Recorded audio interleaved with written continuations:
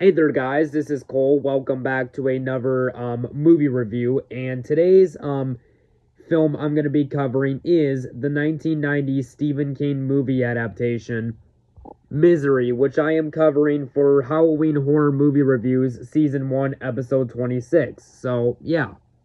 I'm reviewing that movie, the 1990 horror thriller movie Misery, based on the Stephen King book. And this is one of my personal favorite Stephen King movie adaptations. In fact, this is my second favorite Stephen King movie adaptation behind The Shining from the 80s. I love it that much. But one thing I will say is that this movie's got a really good cast. You got James Caan as the main character, Paul Sheldon, rest in peace, James Caan. You got Kathy Bates as Annie Wilkes and Richard Farnsworth as Buster. But anyways, so for those who don't know, what is the plot of this movie? Well, the plot of the movie is as follows. Novelist Paul Sheldon, aka James Caan, doesn't remember a thing about the blinding blizzard that sent his car spinning off the road. All he remembers is waking up in the home of Annie Wilkes, aka Kathy Bates, a maniacal fan who is bent on keeping her favorite writer as her personal prisoner for the rest of his life, which is a rather interesting concept for a horror thriller movie. Now, I've personally never read the Stephen King book. I do know that there was one major change to this film adaptation, though, and honestly, I'm okay with the change. Granted, I haven't read the book, but I am familiar with what the change is, which we will get to that. But anyways, before I get into my review, I want to talk about, some of the production that went into this movie and how it was overall made. Well, after the critical acclaim and success of Stand By Me, the 1986 film adaptation, because of the success of that movie, Stephen King then went to Stand By Me director Rob Reiner to direct another Stephen King movie adaptation. And he, of course, chose Misery, and he struck a deal with MGM to make this movie. When Misery was released on November 30th, 1990, it received positive reviews from critics and audiences and was a huge hit at the box office. The movie was praised for its story and performances by the cast. Kathy Bates even won an Academy Award for Best Actress in a Leading Role, which I definitely agree with. Even though the Oscars, are full of even though the Oscars are not worth a crap for the most part, this is a time where I actually do agree with them. And, because of the success of this movie, Kathy Bates would be in other movies like she was in the 1998 Adam Sandler comedy movie, The Waterboy, which I absolutely love that movie, one of my favorite comedy movies of the 1980s. She was also in the popular TV series American Horror Story, which started in 2011, which I've seen the first 5 seasons of that show. I liked the first 3 seasons, but I thought season 4 and 5 was kind of a disappointment, and I haven't seen anything after that. But anyways, let's get back to this review. As for my reaction to the movie, yes, I agree with the reception. Misery is an excellent film. Not only is this one of the best Stephen King movie adaptations, but it's just one of my favorite movies of all time in general because of its story and the performances by the cast. So, without further ado, let's get into my in-depth review on Misery. The movie starts off where we are introduced to our main character in the movie, Paul Sheldon, who is played by James Caan. He plays a popular book author in the movie, and in the beginning of the movie, Paul Sheldon is driving his car in a terrible snow blizzard, which causes him to crash his car and flips it over with him passing out. A woman named Annie Wilkes, played by Kathy Bates, rescues him and brings him to her house. We then learn that Paul Sheldon's legs are broken from the car crash. Of course, there's the whole scene at the beginning where after the car crash, Paul wakes up and Annie says, "I'm your number one fan. There's nothing to worry about. I'll take good care of you. I'm your number one fan." And then Paul Sheldon asks, "Where am I?" And Annie says, "We're just outside of Silver Creek." And then Paul says, "How long?" And then Annie says, "You've been out for 2 days." You're gonna be okay. My name is Annie Wilkes. I'm also a nurse. And then Paul takes two meds that Annie Wilkes gives her because Annie is a nurse. At first, Annie does seem like a nice, caring lady at the beginning of the movie, but of course, it's a Stephen King movie, so yeah, Stephen King movies are known to have their twists. Annie tells Paul Sheldon that the phone lines are down, and she could not risk driving to the hospital in the blizzard to get Paul Sheldon to safety. And then Annie tells Paul, you must rest. You almost died. She then shows Paul bandages, and we see that Paul Sheldon broke his legs. Like they look really bad. Like they're bruised up, they're purple, like they don't look good at all. And so Annie suggests that Paul, stays in bed and keeps the legs as still as possible and keeps them in place. As some of the parts in it are moving, which is not good. Then we are introduced to the police chief of the movie, Buster, who is played by Richard Farnsworth, who I'm not too familiar with as an actor, but I thought he did a great job as the police chief in this movie. But he gets a phone call from Paul's boss, and she basically tells Buster that she thinks that Paul may be in trouble. The reason this movie, and one thing I will say, the reason this movie is called Misery is not only is that because of what the name of the Stephen King book is itself, but the reason this movie is called Misery is because Paul Sheldon is a book author of a book series in the book called Misery, which I thought was pretty cool. And then Buster tells Sindale, which is the boss that's calling Buster. He basically tells her that he'll put Paul's name down, and if anything comes up, he'll give her a call and stuff like that. But like I said, this movie's got a really good cast. You've got James Caan as the lead character, Paul Sheldon. Annie Wilkes as Kathy Bates. Buster, played by Richard Farnsworth. Virginia, played by Frances Sternhagel. Marcel Sindel as Lauren Bacall. No, you got Frances Sterling as Virginia. You got Marcia Sinwell as Laura Barkow. You got Graham Jarvis as Libby. You got Jerry Potter as Pete. You got Tom Bruno as the Anchorman, and the Anchorwoman played by June Christopher. So this movie's got a really stacked cast. But anyways, getting back to the review.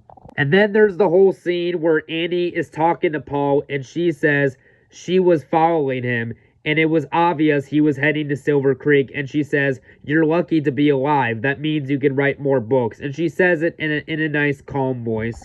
Annie then says to Paul, "Can I ask you a favor?" And then Paul says, "Of course." And then Annie says, "I noticed in your case there was a new Paul Sheldon book, and I wondered if maybe I could read it." And then Paul says it's fine, and then, Annie feeds Paul in bed, and Annie says, "I know I'm only 40 pages into the book, and then Paul says, "But what?" And then Annie says, "Nothing."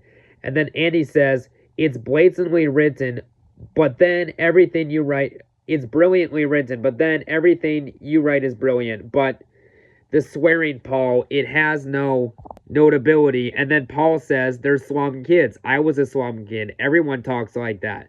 And then Annie yells out loud, "No, they do not. What do you think I say when I go out for the theater store in town? Ooh, has Wally got to me a bag of the effing beefly cow?" And then, Annie accidentally spills the soup as she's swearing, and she yells, "See what you made me do?" But then she calms down and says, "Oh, Paul, I'm sorry. Sometimes I get so worked out. Can you ever forgive me?" And then Paul says, "You're fine." And then Annie says, "I love you, Paul. Your mind, your creativity. That's all I meant." Buster then goes on a car ride, and he sees there's a trail 14 miles ahead, and he's in the passenger seat with his wife, Virginia, and they're basically trying to search for Paul. They then stop the car as they notice a broken tree that's out of place, and then Buster goes down the snow hill to investigate to see if Paul's down there, but he doesn't find anything, so he comes back up the hill, and then him and his wife drive off. Paul's car What I like about this scene is Paul's car is buried in the snow. Now, the two characters don't see it, but we as the audience see the tire, one of the tires of Paul's car sticking out the snow, but it's buried in a spot where they don't see it, which I thought was cool. Annie then arrives home with a copy of Misery's Child, the newest Misery book. She shows it to Paul, and she's very excited to read it. And then Annie says, the one road to town is open, but that's about it. I called the hospital and the head of the orthopedics, and I told you who you were and what happened, and they said as long as there's no infection, that you're not in any danger. As soon as the road to the hospital is open, they'll send an ambulance for you.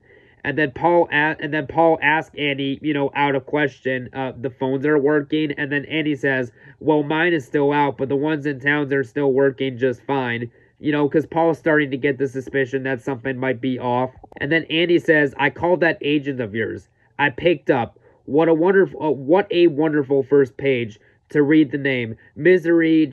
And then Paul interrupts and says, I was supposed to be home today. Today is her birthday. Paul says, I was supposed to be home. Today is her birthday. And then Annie says, oh, Paul, what a poet you are. And then she walks out of the room happy. She then brings food to bed she then brings food to Paul's bed and says, she's on page 75 of his book, and it's great. No, it's not just great, it's perfect. Annie then brings a pig home, and she says, I named it Misery. And, and then Paul says, I see you're a really big fan. And then Annie says, I'm on page 300, Paul, and it's better than perfect. It's divine. We then cut to a scene where Annie says, when my husband left me, I wasn't prepared. It wasn't an easy time. For a while, I thought I might go crazy. And then Paul says, I know how that can be. And then Annie says, I don't know about you, but what I did to get through what it was, I drove into work. Days, nights, night shifts. Can be lonely in a hospital. I did a lot of reading. That was when I first discovered Misery. She made me so happy. She made me forget all my problems. Of course, I suppose you had a little something to do with it. And then Paul says, yeah. And then Annie says, I just kept reading them over and over. I got 2 chapters to go on this one. And I think when I finish, I'll turn right back to the first page and start all over. And then Paul says, I'm done. And then Andy gets his jug of pee out the bed. As Paul can't get up to go to the bathroom and walk. And then Andy says, Annie Wilkie says, don't get me wrong, I'm not against marriage per se, but it would take a pretty special guy to make me want to walk down that aisle again. And then Andy says, I'd love to stay here and chat, but I'm right at the end and I gotta figure out what happens. And then later that night, Paul wakes up in the middle of the night as the door is open, and this is where things of the movie take a dark turn, where Annie is staring at Paul mad and says, you dirty bird, how could you, with an angry look on her face. And then Annie angrily says, she can't be dead. Misery cannot be dead. Misery Chastain cannot be dead. So basically, she's mad that Paul, the author of the book, decided to kill off Misery at the end of the book. And then Paul tells Annie, in 1871, women typically died of childbirth, but the spirit is the important part. And then but the spirit is the important part, and Misery's parents are alive. And then Annie angrily shakes the bed and yells, I don't want her parents, I want her, and you murdered her. I will say, this is a rather intense scene, and you definitely buy Kathy Bates' performance as a psychopathic lady, Annie Wilkes. Paul then says, no, I didn't, and then Annie yells, then who did? And then Paul says, no one. She died, she slipped away, and then Annie's yelling out loud, questioning, she slipped away? She didn't just slip away, you did it. And then Annie's yelling, you murdered my Misery. And then she throws a chair at the wall, breaking it. Annie then says, I thought you were good, Paul, but you're not. You're just another lying old dirty birdie. And I don't think I better be around you for a while. And then Andy is about to walk away and says, don't even think about anyone coming for you. Not the doctors, not your agent, not your family, because I never called them. Nobody knows you're here, and you better hope nothing happens to me, because if I die, you die. And then Annie leaves the room and closes the door. Again, rather intense scene. Paul then realizes he must find a way to escape as his life depends on it. Paul then crawls out of bed, and he screams in pain and agony as his broken legs hit the floor, and he's on the ground, and then Paul's crawling in, trying to open the door, but it's locked. The next day, Annie gets Paul's untitled book, sets it on a grill, and puts lighter fluid on it, and she wants Paul to burn it as payback for how he decided to end his last book. And then Paul tells Annie there's extra copies and everyone's reading it. Annie then says, then light the match, Paul. Paul says, it's no big deal. And then Annie says, do it. Then Annie says, I know this is the only copy, Paul. When you were 24, your first book, you didn't make a copy because you didn't think anyone would take it seriously, but they did. And ever since then, you didn't make copies because your supervisor was superstitious. That's why you always come back to the Silver Creek Lodge. You told that story 11 years ago. Paul then says, I'll tell you what, it doesn't have to be published. No one ever has to read it. I'll just keep it for myself. No one will even know it exists. Annie then says, as long as it exists, your mind will never be free. I think you should light the match, Paul. Can't you see it's what God wants? You're so brilliant. I think you would certainly be able to see that. We were put on this earth to help people, Paul, like I'm trying to help you. And then Annie says, and while Annie is saying this, she is putting lighter fluid on Paul's bed. Annie then says, please let me help you. Paul lights the match as instructed and puts it on the grill. Annie then puts out the fire with a bucket of water. And then a police search helicopter flies over the house and the house that Paul and Andy are in. When Andy leaves the room, Paul puts his pills under the mattress. And here's the thing. Annie Wilkes wants Paul to use a typewriter to write a new book, his best one yet. A book called Misery's Return. And Paul tells her he needs a certain type of paper she doesn't have so he can write the story so the paper doesn't smudge.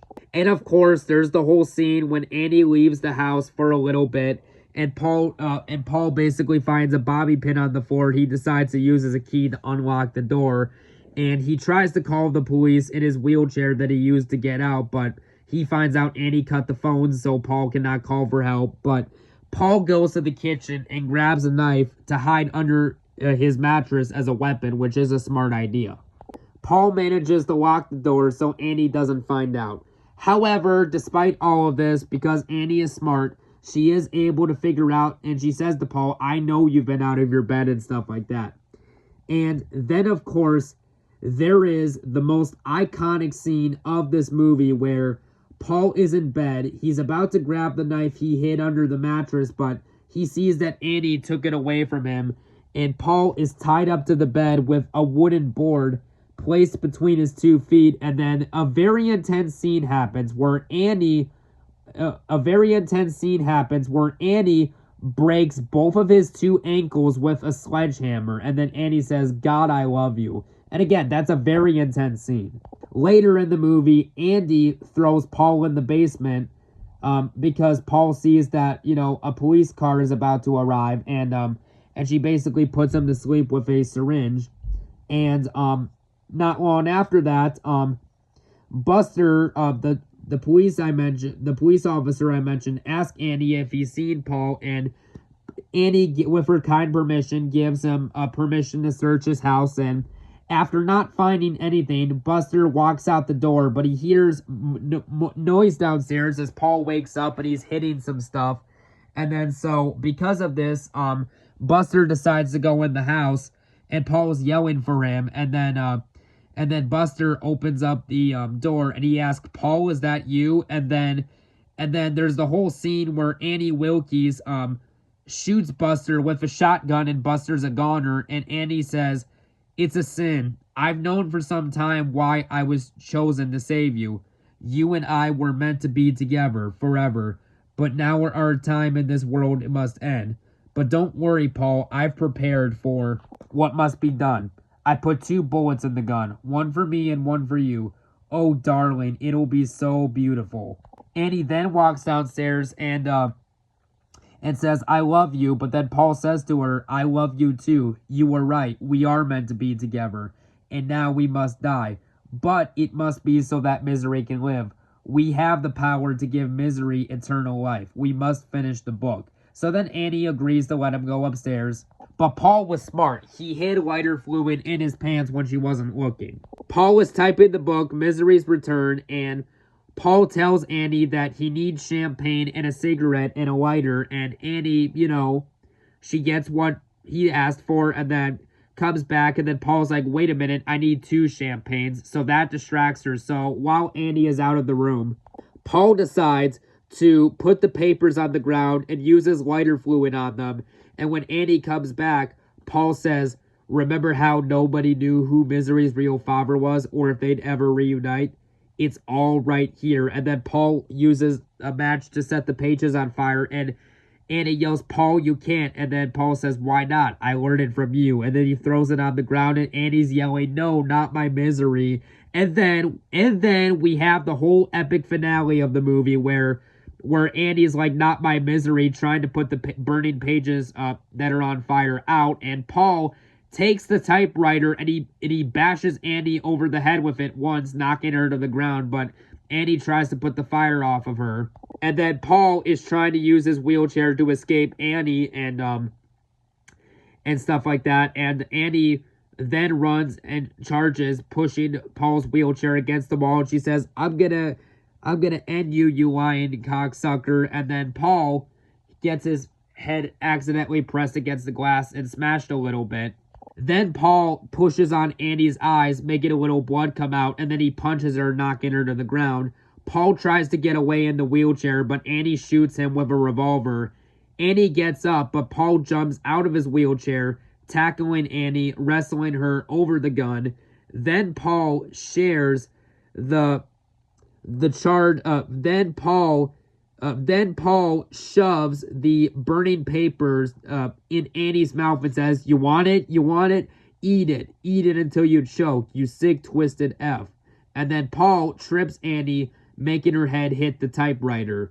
And then Paul crawls away, but then Annie attacks her. Then Paul takes a metal figure and hits Annie in the face with it, and it's a metal figure of a pig, finally defeating her. Then the movie cuts to 18 years later, where Paul uses a walking stick and he's at a table with his agent. He's at a table in a restaurant with his agent at the dinner table, and Paul is talking and he says, "In some way, Annie Wilkes and the whole experience helped me." The movie then ends where a waitress gets Paul's order, and Paul imagines it's Annie, and then he imagines it's not her. And the waitress says to Paul, "I'm your #1 fan." And then Paul says, "That's great." And then the movie ends. So yeah, at the end of the day, Misery from 1990 is a great horror thriller film. And it's definitely a movie I like to watch every October. And on a scale of 1 to 10, I'm going to give Misery a perfect 10 out of 10. So yeah, guys, that was my review. And next up, if I get time, we will see. I might review the original Night of the Living Dead next, but we'll see what happens. But until then, we'll catch you guys later. Bye-bye now.